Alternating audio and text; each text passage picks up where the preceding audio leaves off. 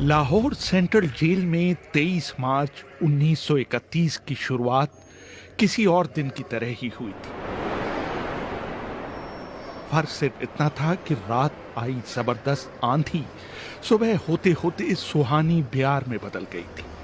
लेकिन जेल के कैदियों को उस समय थोड़ा अजीब सा लगा जब 4 बजे ही वार्डन चरत सिंह ने उनसे आकर कहा कि वो अपनी अपनी कोठरियों में चले जाएं। उन्होंने इसका कोई कारण नहीं बताया। उनके मुंह से सिर्फ ये निकला कि ऊपर से आदेश है। अभी कैदी सोच ही रहे थे कि माजरा क्या है।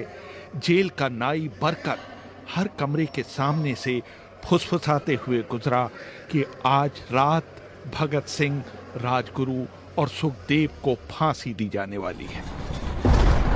जेल के कैदियों ने बरकत से मनुहार की कि वो फांसी के बाद भगत सिंह की कोई भी चीज उन्हें ला दे, ताकि वो अपने पोतों पोतियों को बता सकें कि कभी वो भी भगत सिंह के साथ जेल में बंद थे। बरकत भगत सिंह की कोठरी में गया और वहां से उनका पेन और कंघा ले आया।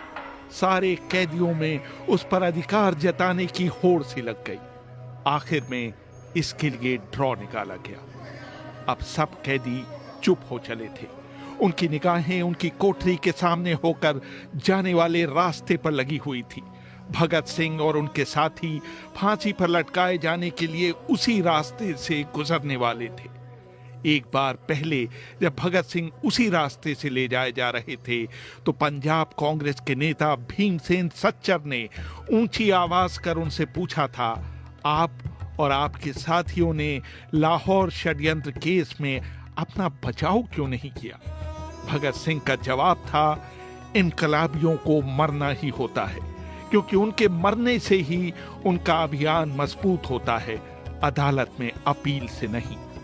वार्डन चरत सिंह भगत सिंह के खैर ख्वाह थे और अपनी तरफ से जो कुछ बन पड़ता था उनके लिए करते थे। उनकी वजह से ही लाहौर की द्वारकादास लाइब्रेरी से भगत सिंह के लिए किताबें निकालकर जेल के अंदर आ पाती थी। भगत सिंह पर खासा काम करने वाले चमन लाल अपनी किताब भगत सिंह डॉक्यूमेंट्स में लिखते हैं, भगत सिंह को किताबें पढ़ने का इतना शौक था कि एक बार उन्होंने अपने स्कूल के साथी जयदेव गुप्ता को लिखा था कि वो उनके लिए कार्ल लीबनेक की मिलिटरिज्म, लेनिन की लेफ्ट विंग कम्युनिज्म और अपटन सिनक्लेयर का उपन्यास द स्पाई कुलबीर के जरिए भिजवा दे। भगत सिंह जेल की कठिन जिंदगी के आदी हो चले थे। उनकी कोठरी नंबर 14 का फर्श पक्का नहीं था, उस पर घास उगी हुई थी। कोठरी में बस इतनी सी जगह थी कि उनका 5 फीट 10 इंच का शरीर बमुश्किल उसमें समा पाए। भगत सिंह को फांसी दिए जाने से 2 घंटे पहले उनके वकील प्राणनाथ मेहता उनसे मिलने पहुंचे थे। मेहता ने बाद में लिखा था कि भगत सिंह अपनी छोटी सी कोठरी में पिंजड़े में बंद शेर की तरह चक्कर लगा रहे थे। उन्होंने मुस्कुराकर मेहता का स्वागत किया और पूछा कि आप मेरी किताब रिवॉल्यूशनरी लेनिन लाए या नहीं। जब मेहता ने उन्हें किताब दी तो वो उसे उन्हीं के सामने पढ़ने लगे, मानो उनके पास अब ज्यादा समय न बचा हो। मेहता ने उनसे पूछा कि क्या आप देश को कोई संदेश देना चाहेंगे? भगत सिंह ने किताब से मुंह हटाए बगैर कहा, सिर्फ 2 संदेश, साम्राज्यवाद मुर्दाबाद और इनकलाब जिंदाबाद। इसके बाद भगत सिंह ने मेहता से कहा कि वो पंडित नेहरू और सुभाष बोस को मेरा धन्यवाद पहुंचा दें, जिन्होंने मेरे केस में गहरी रुचि ली थी। भगत सिंह के साथ ही रहे शिव वर्मा अपनी किताब रेमिनिसेंसेस ऑफ फेलो रिवॉल्यूशनरीज में लिखते हैं, मैं भी उसी जेल में था जिसमें भगत सिंह को रखा गया था। एक शाम हमारी जेल के ताले खोले गए और हमसे बाहर निकलने के लिए कहा गया। सरकार चाहती थी कि भगत सिंह की फांसी से पहले हमें वहां से हटा दिया जाए। गेट की तरफ जाने से पहले जेल के सुपरिटेंडेंट ने हमसे पूछा, क्या तुम अपने कॉमरेडों से मिलना चाहोगे? हमें भगत सिंह की कोठरी के बाहर ले जाया गया। उन्हें देखते ही मेरी आंखों में आंसू आ गए। भगत सिंह ने मुझे कहा, ये भावुक होने का समय नहीं है, जल्दी ही मैं सारी चिंताओं से मुक्त हो जाऊंगा। तुम वादा करो कि तुम हार नहीं मानोगे। इतना कहकर उन्होंने सींगचे से अपने हाथ बाहर निकालकर मेरे हाथों को पकड़ लिया। जैसे ही जेल सुपरिटेंडेंट ने ये दृश्य देखा, उसने चिल्लाकर आदेश दिया, मार्च। ये मेरी भगत सिंह से आखिरी मुलाकात थी। भगत सिंह से मिलने के बाद मेहता राजगुरु से मिलने उनकी कोठरी पहुंचे। राजगुरु के अंतिम शब्द थे, हम लोग जल्द मिलेंगे। सुखदेव ने मेहता को याद दिलाया कि वो उनकी मौत के बाद जेलर से वो कैरम बोर्ड ले लें जो उन्होंने उन्हें कुछ महीने पहले दिया था। मेहता के जाने के थोड़ी देर बाद जेल अधिकारियों ने तीनों क्रांतिकारियों को बता दिया कि उनको वक्त से 12 घंटे पहले ही फांसी दी जा रही। अगले दिन सुबह 6 बजे के बजाय उन्हें उसी शाम 7 बजे फांसी पर चढ़ा दिया जाएगा। भगत सिंह मेहता द्वारा दी गई किताब के कुछ पन्ने ही पढ़ पाए थे। उनके मुंह से निकला, क्या आप मुझे इस किताब का एक अध्याय भी खत्म नहीं करने देंगे? भगत सिंह ने जेल के मुस्लिम सफाई कर्मचारी बेबे से अनुरोध किया कि वो उनके लिए उनको फांसी दिए जाने से एक दिन पहले शाम को अपने घर से खाना लाए।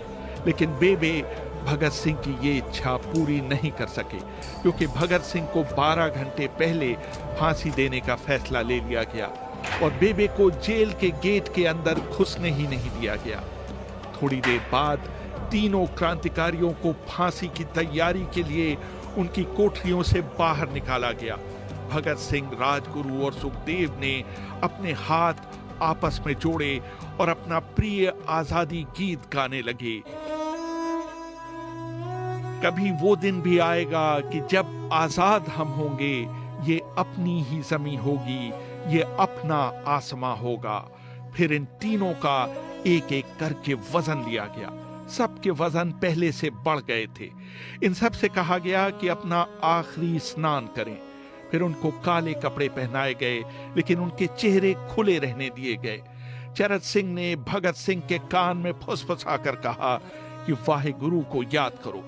भगत सिंह बोले, पूरी जिंदगी तो मैंने ईश्वर को याद नहीं किया। असल में मैंने कई बार गरीबों के क्लेश के लिए ईश्वर को कोसा भी है। अगर मैं अब उससे माफी मांगूं तो वो कहेगा कि इससे बड़ा डरपोक कोई नहीं है। इसका अंत नजदीक आ रहा है, इसलिए ये माफी मांगने आया है। जैसे ही जेल की घड़ी ने 6 बजाए, कैदियों ने दूर से आती कुछ पद चापें सुनी। उनके साथ भारी बूटों के जमीन पर पड़ने की आवाजें भी आ रही थी। साथ में एक गाने का भी दबा हुआ स्वर सुनाई दे रहा था, सरफरोशी की तमन्ना अब हमारे दिल में है। तभी अचानक जोर जोर से इनकलाब जिंदाबाद और हिंदुस्तान आजाद हो के नारे सुनाई देने लगे। फांसी का तख्ता पुराना था, लेकिन फांसी देने वाला काफी तंदुरुस्त था। फांसी देने के लिए मसीह जल्लाद को लाहौर के पास शाहदरा से बुलवाया गया था। भगत सिंह इन तीनों के बीच में खड़े थे। वो अपनी मां को दिया गया वो वचन पूरा करना चाहते थे कि वो फांसी के तख्ते से इनकलाब जिंदाबाद का नारा लगाएंगे। भगत सिंह पर किताब लिखने वाले प्रोफेसर मलविंदर जीत सिंह वराइच लिखते हैं, लाहौर जिला कांग्रेस के सचिव पिंडी दास सोंधी का घर लाहौर सेंट्रल जेल से बिल्कुल लगा हुआ था।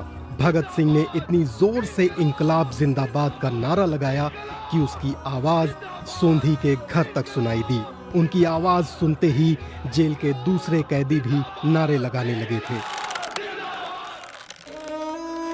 तीनों युवा क्रांतिकारियों के गले में फांसी की रस्सी डाल दी गई, उनके हाथ और पैर बांध दिए गए। तभी जल्लाद ने पूछा, सबसे पहले कौन जाएगा? सुखदेव ने सबसे पहले फांसी पर लटकने की हामी भरी। जल्लाद ने एक एक कर रस्सी खींची और उनके पैरों के नीचे लगे तख्तों को पैर मारकर हटा दिया। काफी देर तक उनके शव तख्तों से लटकते रहे। बाद में उन्हें नीचे उतारा गया और वहां मौजूद डॉक्टरों लेफ्टिनेंट कर्नल जे नेल्सन और लेफ्टिनेंट कर्नल NS सोधी ने उन्हें मृत घोषित किया।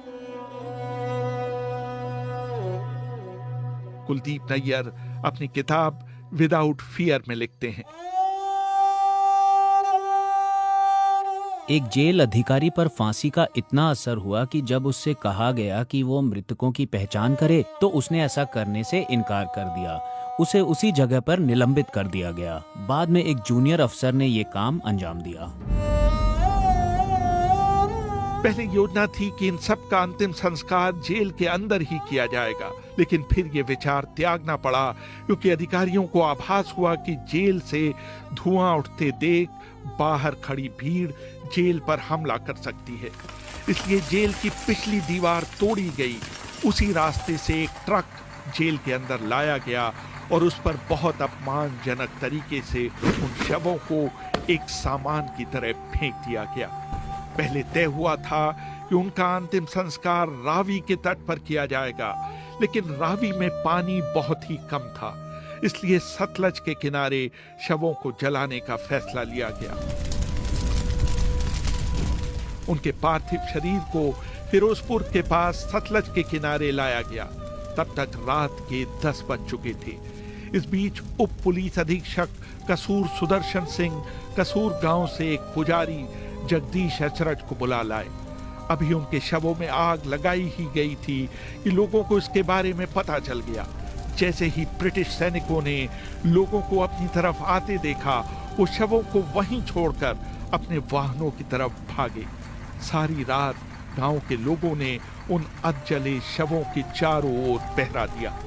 अगले दिन दोपहर के आसपास जिला मजिस्ट्रेट के दस्तखत के साथ लाहौर के कई इलाकों में नोटिस चिपकाए गए, जिसमें बताया गया कि भगत सिंह, सुखदेव और राजगुरु का सतलज के किनारे हिंदू और सिख रीति से अंतिम संस्कार कर दिया गया। इस खबर पर लोगों की कड़ी प्रतिक्रिया आई और लोगों ने कहा कि इनका अंतिम संस्कार करना तो दूर, उन्हें पूरी तरह जलाया भी नहीं गया। जिला मजिस्ट्रेट ने इसका खंडन किया, लेकिन किसी ने उस पर विश्वास नहीं किया। इन तीनों के सम्मान में 3 मील लंबा शोक जुलूस लाहौर के नीला गुंबद से शुरू हुआ। पुरुषों ने विरोध स्वरूप अपनी बाहों पर काली पट्टियां बांध रखी थीं और महिलाओं ने भी काली साड़ियां पहन रखी थीं। लगभग सभी लोगों के हाथ में काले झंडे थे।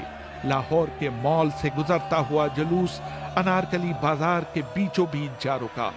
यकायक पूरी भीड़ में उस समय सन्नाटा छा गया जब घोषणा की गई कि भगत सिंह का परिवार तीनों शहीदों के बचे हुए अवशेषों के साथ फिरोजपुर से वहां पहुंच गया है।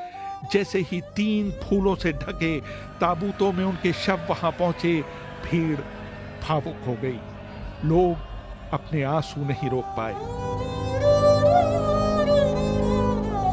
वहीं पर एक मशहूर अखबार के संपादक मौलाना जफर अली ने एक नज्म पढ़ी, जिसका लब्बो-लबाब था कि किस तरह इन शहीदों के अधजले शवों को खुले आसमान के नीचे जमीन पर छोड़ दिया गया।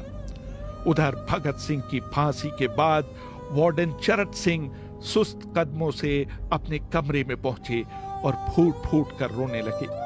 अपने 30 साल के करियर में उन्होंने सैकड़ों फांसियां होती देखी थीं, लेकिन किसी ने मौत को इतनी बहादुरी से गले नहीं लगाया था जितना भगत सिंह और उनके 2 कॉमरेडों ने।